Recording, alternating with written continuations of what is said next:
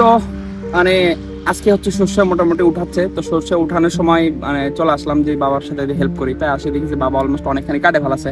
তো আমি জাস্ট খালি সর্ষে উঠাচ্ছি ভ্যানেতে, করে নিয়ে বাসে নিয়ে গিয়ে ছাদের উপরে মানে লাড়ে দিলাম শুকানোর জন্য।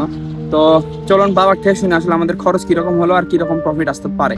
সর্ষের দিনে চাষে সর্ষে চাষ ছাড়া এই সর্ষের বাড়ি 14, এটা প্রথম অবস্থায় ভিনত ওষুধ দিয়ে আনতো, ঘাস পুড়ে দেওয়া ছিল।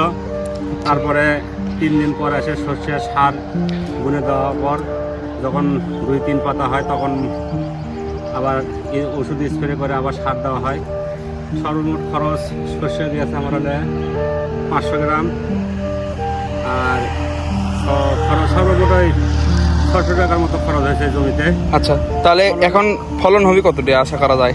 ফলন ইনশাল্লাহ অনেক ভালো আশা করা যায়। এই 17 শতক জমির থেকে 3 মন আশা করতেছি। বাজার কেঙ্কা এখন? বাজার এখন 2600 টাকা মন কাঁচারা, শুকনো শুকনো এখন 3500-3400। ভালোই দাম আছে তাহলে, মোটামুটি তাহলে ভালো এই হওয়ার কথা। আর উঁচু করে কাটিচ্ছেন কে, কারণ কি? উঁচু করে কাটার কারণ হলে যে এটা যখন মারাই করা হবে তখন বালু দিয়ে মাটি দিয়ে সর্ষেটা দানা কালার নষ্ট হবে না, চকচকে থাকবে। আচ্ছা, আর এই যে পুরোটা থাকতেছে এটা পানির মধ্যে পৌঁছে আবার সার জৈব সার তৈরি হবে। আচ্ছা, তো মানে ভালোই। আচ্ছা ঠিক আছে। তো বাবার মুখ থেকেই শুনলেন যে আসলে আমাদের কিরকম খরচ হচ্ছে। আমার কথা তো ভাই আপনারা বিশ্বাস করবেন না, এখন কথা হচ্ছে যে খরচ কিরকম হলো, তারপরে হচ্ছে যে উঁচু করে কাটতেছি কেন, এই ধরনের নানা ধরনের মানে প্রশ্ন থাকতেই পারে। তো সেটা বাবার মুখ থেকে শুনলেন।